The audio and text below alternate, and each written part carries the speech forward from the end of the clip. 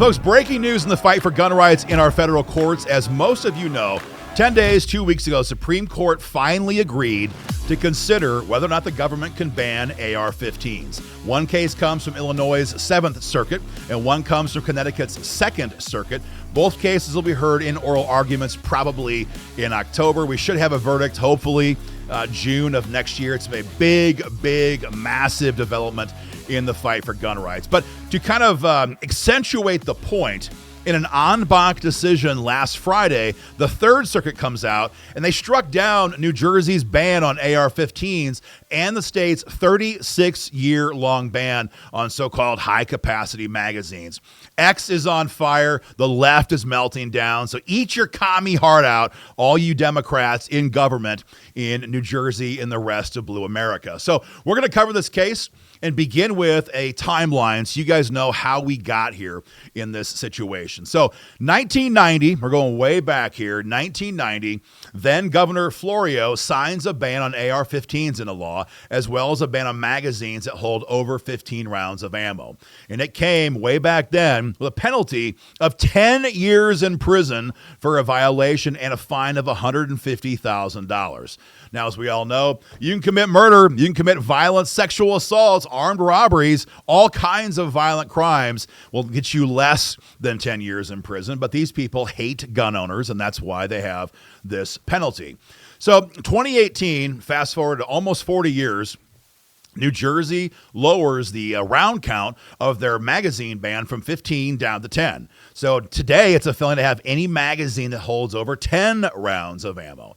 Now, when that happened in 2018, there were lawsuits filed almost immediately challenging all of this, and all of them failed.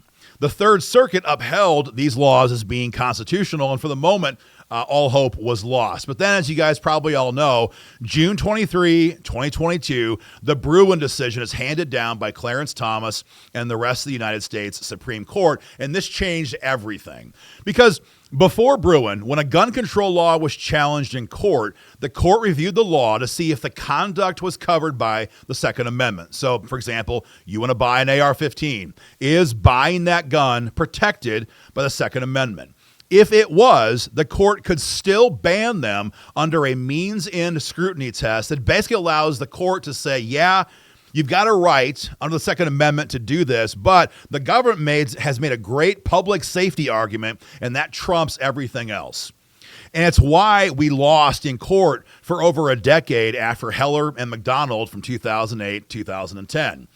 But Bruen changed everything. The standard today is, number one, is the conduct in question covered by the Second Amendment?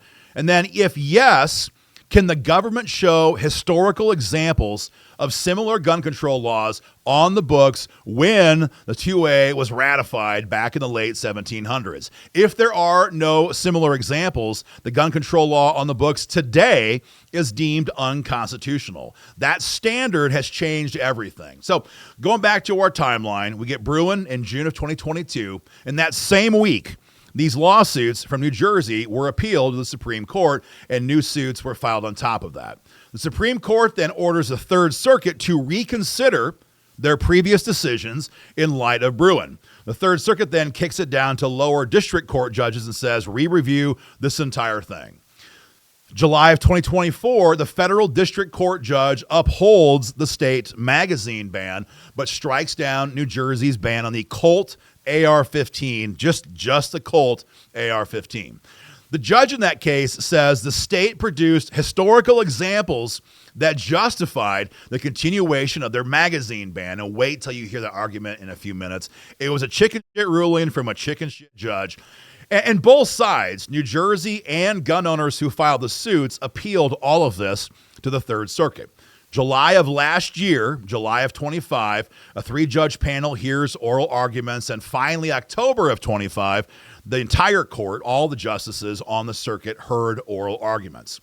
That was July of last year. Fast forward 1 year, July 17 of this year, 2026, the 3rd Circuit rules that the entire assault weapons ban, their words, not mine, not just Colt AR-15s, is unconstitutional. And they also find the state's magazine ban to be unconstitutional as well, a true twofer in the fight for gun rights. So There is an irony here, right? Because this is the same Third Circuit that previously upheld both of these bans, but Bruen, again, changed the standard by which these judges are allowed to decide Second Amendment cases. Got some great quotes here from the court. The court said, for several years, our court interpreted the Heller decision from 2008 to require means-end scrutiny as part of any Second Amendment analysis. The Court of Appeals has coalesced around the two-step framework for analyzing Second Amendment challenges that combines history with means-end scrutiny. As it turns out, we all missed the mark. I'm going to keep going, but here's the deal. This wasn't written by Clarence Thomas. It was written by a circuit court judge. And this judge was not some Trump appointee from this administration or the previous one. It's written by a black Democrat female judge appointed by Joseph Biden. Will miracles never cease? She goes on to say, instead, courts must approach Second Amendment cases under a different two-step framework. First, we have to ask whether or not the Second Amendment's plain text covers the conduct in question. If the answer is yes, the Constitution presumptively protects that conduct, and the government cannot justify its regulation by simply positing that it promotes important public safety interests. Instead, the second step applies. The government must demonstrate the regulation is consistent with the nation's historical tradition of firearms regulation. If it is not consistent with that historical tradition, it cannot stand. So right off the bat, the judges get it right. They're using a new standard. It's the Bruen standard, written by Clarence Thomas, and that, again, changes the analysis. Now, regarding the lower court's decision to allow the Colt AR-15 ban to be lawful only, the court said that was stupid, and they said right off the get-go, our decision covers all types of commonly owned semi-automatic rifles, all AR-15s in particular. Now, you should note this. They did not take up the issue of semi-automatic handguns or shotguns. They said there was not enough evidence brought forth in the lower courts either way, and so lower courts will have to reconsider that issue going forward. So this is all about AR-15s in New Jersey. So the first part of the Bruen test, are AR-15s arms, and is the attempt to own them covered by the Second Amendment? The court said yes to both. The court agreed with the goal of New Jersey when they banned these to lower crime. Now, we all know that's bullshit. These bans never lower crime. That's not why the Democrats passed these laws. But the court said that a blanket ban on firearms like this is unconstitutional. The court cited both Heller and McDonald's common use argument. If a firearm or accessory is in common use, the government has almost no chance to restrict it. Now, the opposite of common use is dangerous and unusual, a standard laid out in the Heller Supreme Court case in 2008. So you have common use firearms and you have dangerous, unusual firearms. What does that mean? Well, machine guns, SBRs, SBSs, grenades, etc. Now, I want to be clear on this. We do not agree with that standard. Citizens should be able to own machine guns, short-barreled rifles, short-barreled shotguns, all the rest of it. The reason is pretty clear. It's the dang Second Amendment. But that's not all. If we grant the argument of dangerous and unusual firearms, that comes at a future cost. See, when the Democrats ban AR-15s, there's obviously going to be less of them in a state. So subjecting the limits of our freedom to a numerical decision is just stupid. It's dangerous. Now, we'll take the win here, to be clear, but there is a downside to using the common use versus dangerous and unusual firearms standard because, after all, to the Democrats, your Glock 9 is dangerous. Your Ruger 1022 is dangerous, and they're all unusual to today's Democrats. So we prefer more constitutional arguments versus numerical ones. But again, in this case, we're definitely going to take the win as gun owners. So back to the Third Circuit. They held that since there are 24 million ARs in circulation, and that was not contested by New Jersey at all, they said these are in common use and therefore protected by the Second Amendment. The second part of Bruen test then is, are there historical examples of similar restrictions on the books in the late 1700s? Now, New Jersey argued that there is an example, and they cited a law from New York City in 1784 that banned the possession of more than 28 pounds of gunpowder in a person's home. So they said that law from way back in the day is the same as having a limit on magazine capacity in AR-15s in 2026 America. The court laughed at that, and they said that's ridiculous. That law dealt with preventing fires in an urban environment. It had nothing to do with the idea of the Second Amendment, keeping and bearing arms, ammunition, or anything else. The court finished off this section by saying that AR-15s are used for a variety of lawful purposes: hunting, target shooting, self-defense, and more.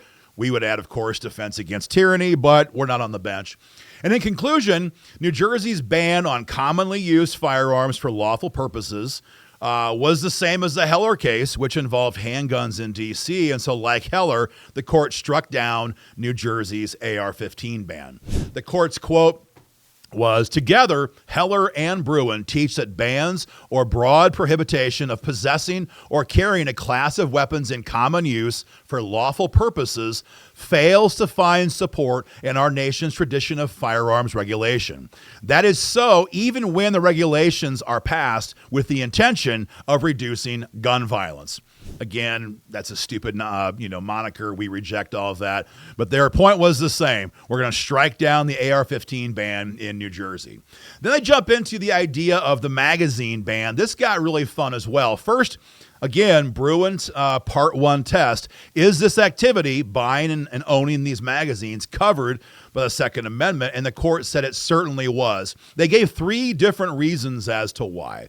They said, first, you have to have a magazine to use the gun. Their quote was, "A magazine unquestionably facilitates the user's ability to cast or strike at somebody else." That's a quote from the Heller decision. So accordingly, magazines are part of arms in the Second Amendment.